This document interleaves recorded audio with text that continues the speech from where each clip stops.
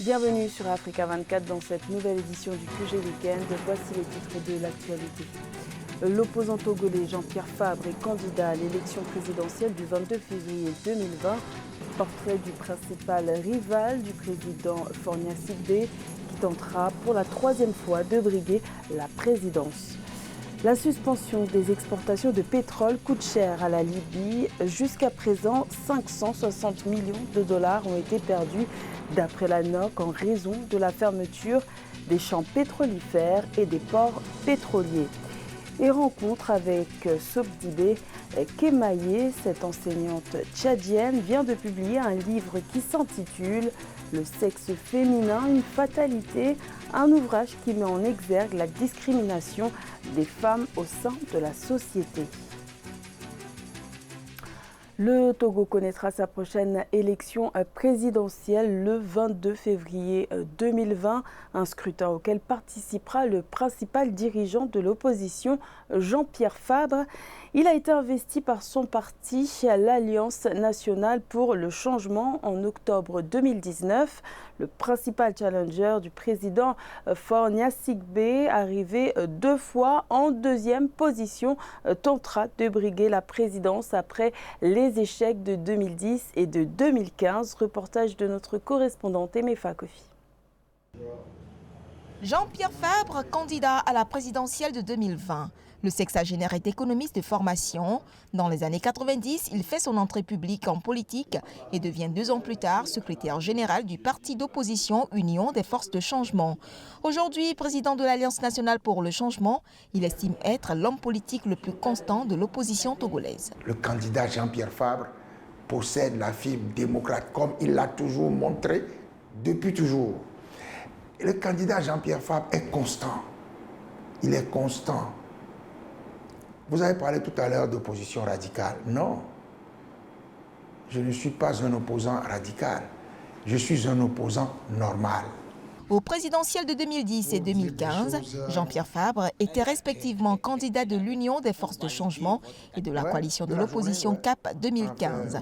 L'Alliance nationale pour le changement, son parti qu'il a créé le 10 octobre 2010, se présente pour la première fois au scrutin présidentiel dont il entend se battre pour la vérité des urnes. Quand j'entends dire que le candidat, que le RPT Unir n'entend pas aller à un deuxième tour, je me dis, mais dans quel monde sommes-nous ? Nous n'allons pas voter pour nous soumettre à la volonté du RPT Unir. C'est les populations togolaises qui doivent imposer ce qu'elles veulent. En allant voter, d'abord, il ne faut pas rester à la maison, et ensuite en défendant leur vote. Le premier tour de la présidentielle est fixé au 22 février. Jean-Pierre Fabre compte bien remporter ce scrutin.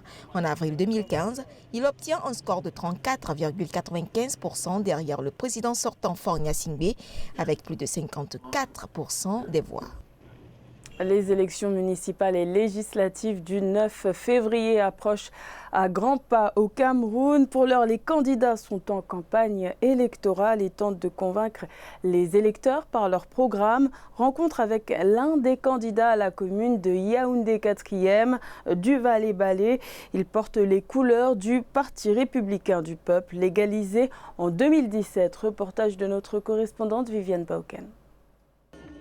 Investi par le Parti républicain du peuple, Duval Balé est celui qui veut prendre la gestion de la mairie de Yaoundé 4e, la plus grande de la capitale. Pour y arriver, il est sur le terrain depuis le lancement de la campagne le 25 janvier 2020. Dans son quartier général, le rituel quotidien est le même. À bord de sa caravane, il sillonne les quartiers pour porter son message aux populations. Un message d'espoir après une gestion qu'il juge calamiteuse de l'ancien exécutif de la mairie. Je reviens avec la même casquette, celle d'un homme du peuple, un homme qui se préoccupe de ses populations, parce que c'est ça le rôle du maire. Amen. Un maire qui ne se préoccupe pas de ses populations n'est pas un maire. Un maire qui ne vient pas avec ses populations, qui ne vient pas voir dans quelles conditions les populations vivent. Est-ce qu'il y a des routes? Est-ce qu'il y a de l'eau? Est-ce qu'il y a le courant? Est-ce que les populations sont à l'aise? Un maire pareil n'est pas un maire.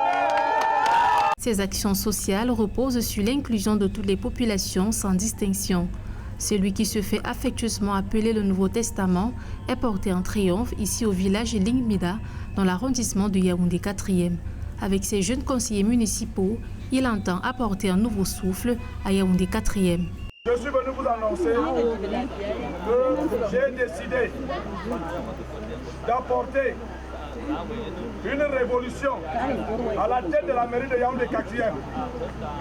Une révolution sociale, une révolution économique, une révolution sportive, culturelle.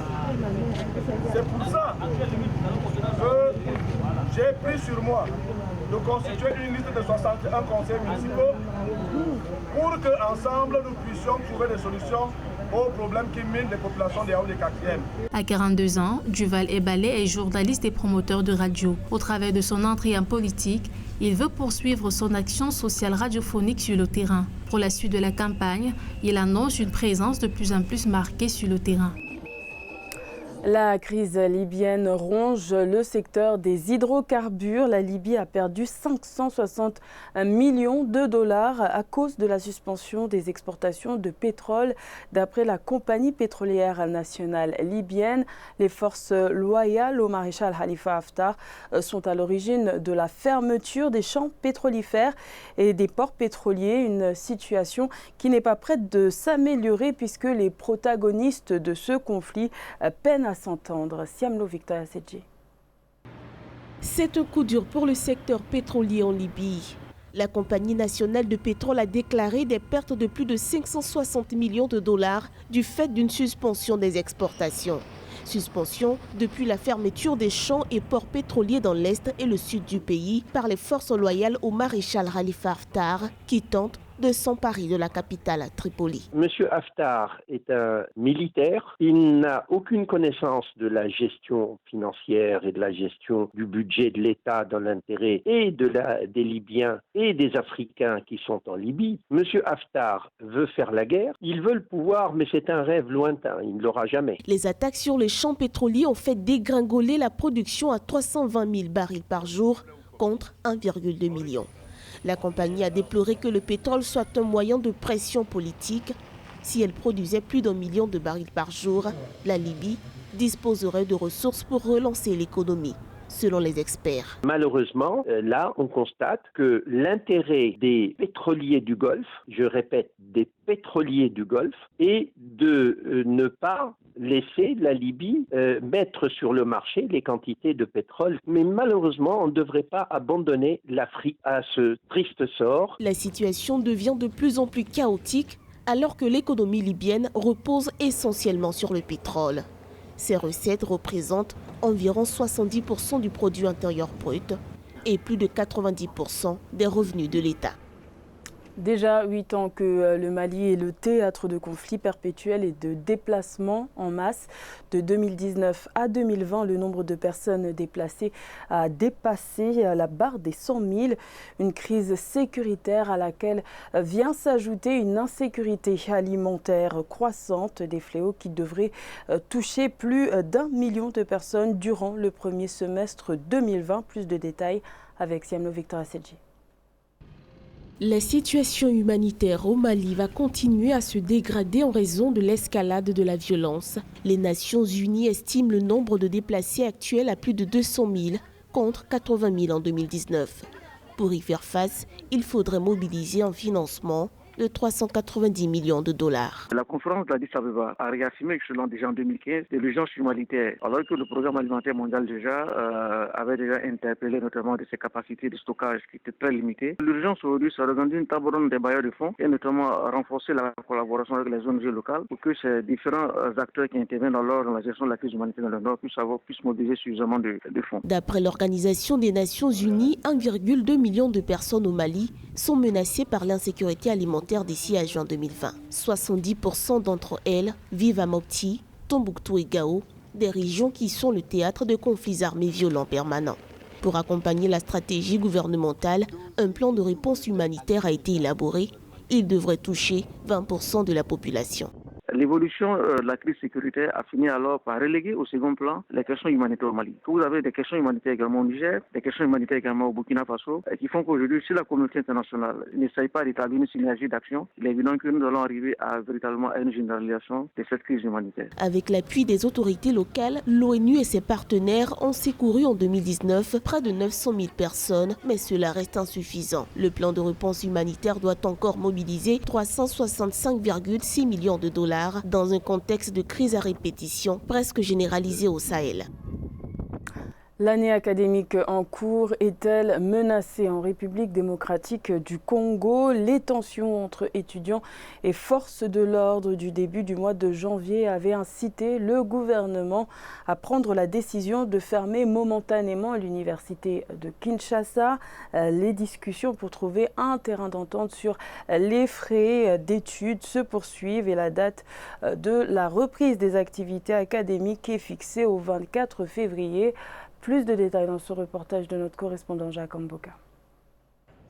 En République démocratique du Congo, l'année académique en cours connaît quelques turbulences dans certains établissements publics. Si, à l'Institut des sciences et techniques de l'information, les cours ont repris après les troubles enregistrés la semaine dernière, à l'université de Kinshasa, toute activité reste suspendue depuis le 9 janvier 2020. À l'issue des différentes réunions que nous avons tenues, nous avons de commun accord trouvé une date avec le gouvernement et l'université de Kinshasa. La date pour la reprise des activités académiques est prévue pour le 24 février. C'est à cette date-là que toutes les activités académiques vont reprendre à l'université de Kinshasa.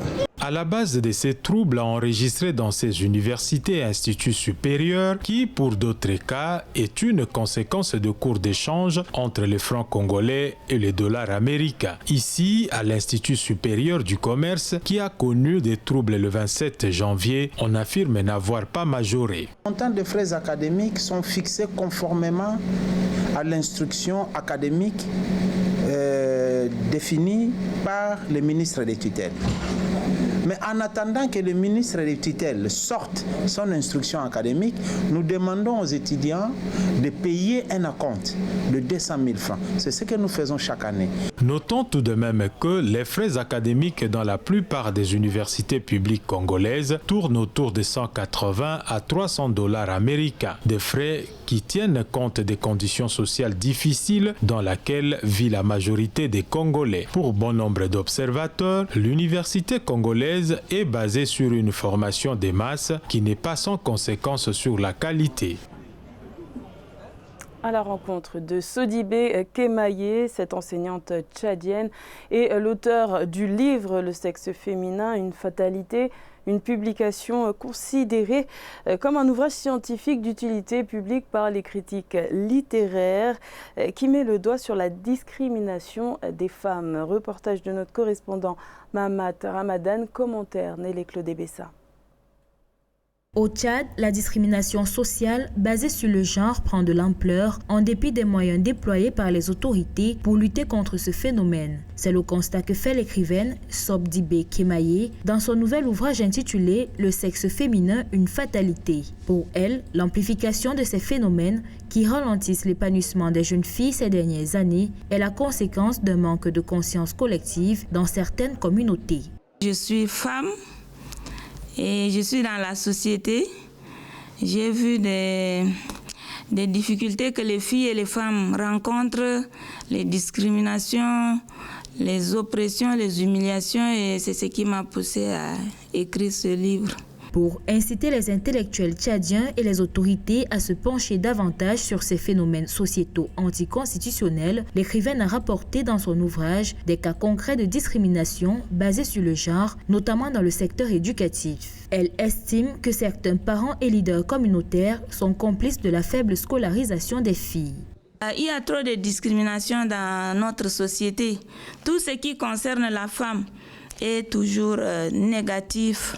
Ah, tu es Marasaki, tu n'es qu'une femme seulement, non. Qu'est-ce que tu peux faire de bien? Qu'est-ce que tu peux faire sans un homme à tes côtés? À travers ce livre, je voudrais que les filles enlèvent ces barrières. Pour rappel, l'ouvrage Le sexe féminin, une fatalité de l'écrivaine Sobdibé Kemaye a reçu les félicitations des critiques littéraires et est considéré par les universitaires du pays comme un ouvrage scientifique d'utilité publique. C'était le journal de la rédaction. Merci de l'avoir suivi. L'information continue sur Africa 24.